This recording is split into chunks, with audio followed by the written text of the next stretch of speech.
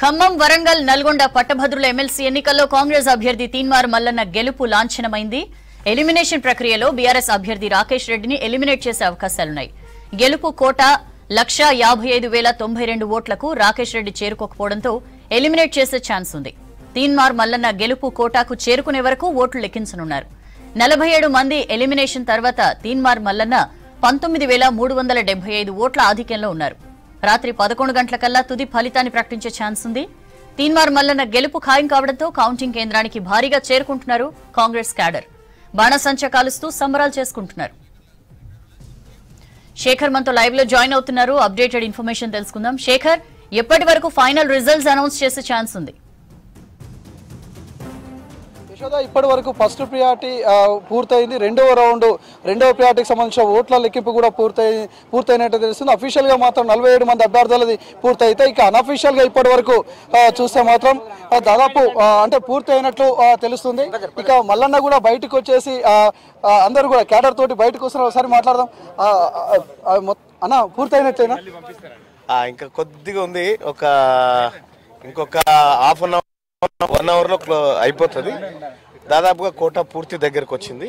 ఇంకా sub parcels కొన్ని ఉన్నాయి, అవి అయిపోగానే దాదాపుగా అయిపోతుంది. దాదాపు ఎంత మెజార్టీ ఉంది అన్న? 18,000 దాకా మెజార్టీ వస్తుంది. సో ఫస్ట్ మెజార్టీ కంటిన్యూ అవుతా ఉంది. 18,000 మెజార్టీ దాదాపుగా ఉండొచ్చు.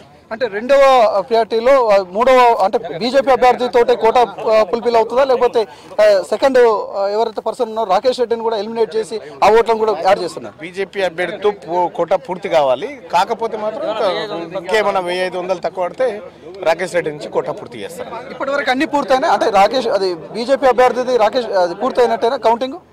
అయిపోయింది కదా, అయిపోయింది. ఇంకా కొన్ని సబ్ పార్సల్స్ ఉన్నాయి, అవి క్లియర్ చేస్తూ ఉన్నారు.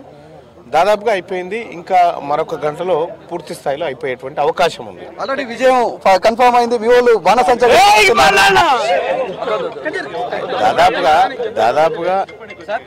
దాదాపుగా అయిపోయింది విజయం. ఇప్పుడు మేము కోటా ఓట్ల కోసం ఉన్నామంతే. విజయం దాదాపుగా ఖరారు అయిపోయింది. కాంగ్రెస్ టెక్నికల్ పాయింట్ ఆఫ్ వ్యూలో ఆగినం తప్ప కానీ విజయం ఖరారు అయిపోయింది. వరంగల్, నల్గొండ, ఖమ్మం గ్రాడ్యుయేట్ ఎమ్మెల్సీ స్థానం కాంగ్రెస్ పార్టీ కైవసం చేసుకుంటా ఉంది.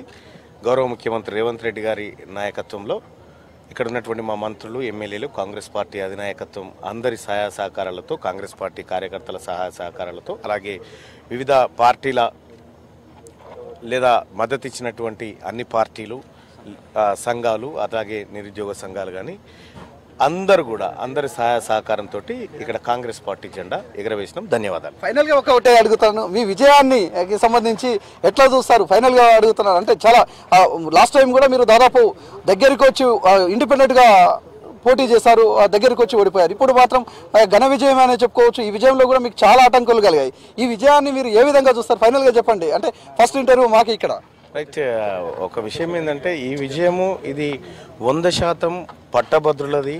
మరీ ముఖ్యంగా చెప్పాలంటే, నా గుండె లోతుల నుంచి చెప్పాలంటే అది తీన్మార్ మల్లన్న టీం సభ్యుల విజయం. ఇది 100% నేను చెప్తా ఉన్నా. అలాగే ఇంకొక విషయం, ఇది పట్టభద్రులందరూ నన్ను వాళ్ళ ప్రతినిధిగా ఉండాలనుకున్నారు కాబట్టి 10 సంవత్సరాల పాటు నేను చేసినటువంటి పోరాటానికి వాళ్ళు ఇచ్చినటువంటి ఒక బాధ్యత ఇది. ఈ బాధ్యతను ఖచ్చితంగా బాధ్యతాయుతంగా నెరవేర్చి ఈ ఎమ్మెల్సీ పట్టభద్రుల ఎమ్మెల్సీ అనేటువంటి ఒక పదానికి వన్నె తీసుకొస్తాం.